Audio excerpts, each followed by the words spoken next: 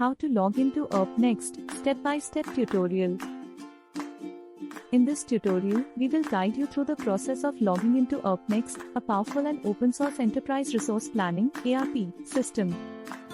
Whether you are new to ERPNext or need a refresher, this step-by-step tutorial will help you navigate the login process seamlessly.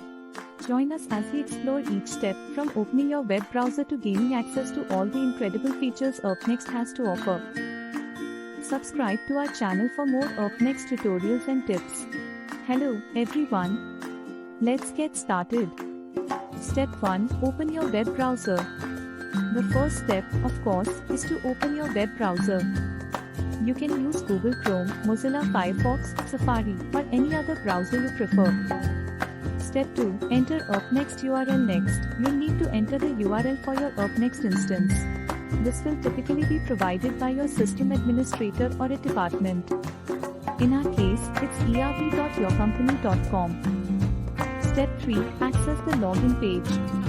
After entering the URL, press enter. This will take you to the ERPNext login page. Step 4. Enter your credentials.